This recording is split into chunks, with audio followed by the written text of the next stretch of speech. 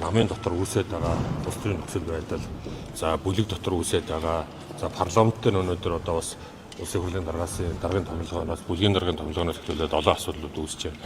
Энэ бүгдийг ярьж үзээд бол тодорхой ажлын хэсэг гаргалаа. Ажлын хэсэг 2 хоногт ажиллаад энэ одоо бас энэ дотор ойлголцохгүй, за бүлгийн хэмжээнд одоо хоёр хуваагдаад байгаа энэ зүйлүүдээ нэгтгэж нэг болгож ийм нэгдлээ хангах чиглэлээр тодорхой үүрэг чиглэлүүд авсан.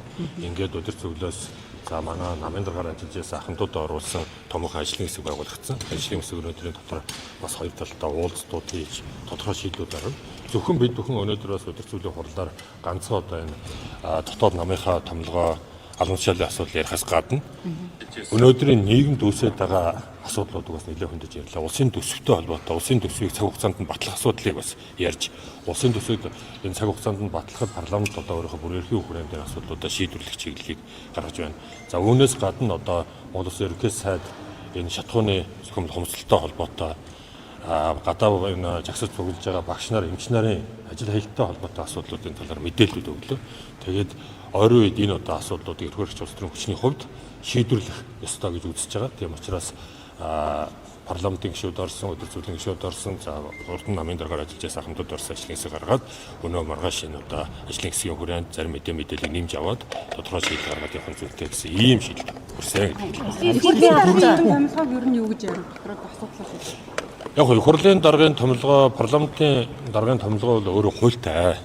Тэгэхээр Монгол Ардын намын аливаа одоо шийдвэр бол өөрөө намын дүрмийн хүрээнд, улсын хуулийн хүрээнд, үндсэн хуулийн хүрээнд явах ёстой. Тэгэхээр тэр агуулгаараа бол мэдээж одоо бас дотроо хоёр хуваагдаад, талцаад тийм ээ. Эннээсээ болоод бас нэлээд хугацаа өнгөрсөн учраас хоорондоо бас ойлголцож уулзах ийм одоо боломжийг нээх үүднээс ажлын хэсэг байгуулагдсан гэж хэлж болно.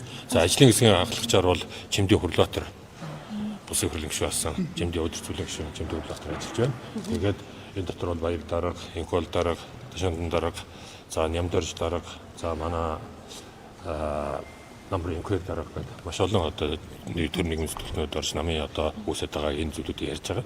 Ер нь Монгол Ардын нам бол 11 сарын 15, 16-ны өдрүүдэд намынхаа 31 дөрөв хурлыг хийх ёстой. Одоо энэ намын хурал хүртэл бол бас 20 хоногийн зайвуулсан байна. Энэ намын хурал бол хугацаанд болно. Намын хурлын төлөөлөгчид сонгох ажлууд явж байна.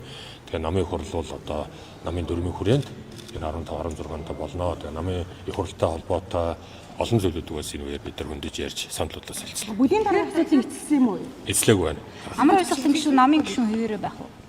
Одоо амар ойлголтын дарга өнөөдөр намын гишүүн улсын хурлын гишүүн ажиллаж байгаа шүү дээ. Гэхдээ дөрмөнд Эцсийн үгээс одоо нөө ялагдагчаар татагдсан хуулийн байгууллага шалгаж байгаа шүү дээ. Өнөөдөр бол тэрийг хөндөж яриаг байна. Тэгээ хяналт орооны шийдвэртэй. Намын даргын асуудлыг өнөөдөр бол бид нар олон талаас нь ярьсан. Монгол Ардын нам дөрмийнхөө хүрээнд өчтөр би өгсөн бас буруу зөв ашиглаад байл. Монгол Ардын нам 4 жилд нэг удаа ээлжидэх хурлаа хийдэг.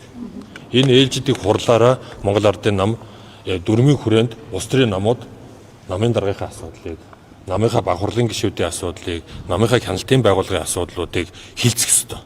Энэ дагуу Монгол Ардын нам ч гэсэн энэ одоо дөрмийн хүрээнд энэ намын хурлаар бол намын даргын асуудал яригдана.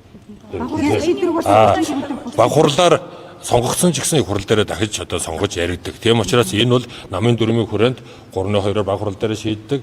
За намын дөрмийн хүрээнд намын их хурал дээр бол 50 дээр нэмэх 1 гэсэн энэ саналаар дийлдэг намын дөрөвд. Тэгэхээр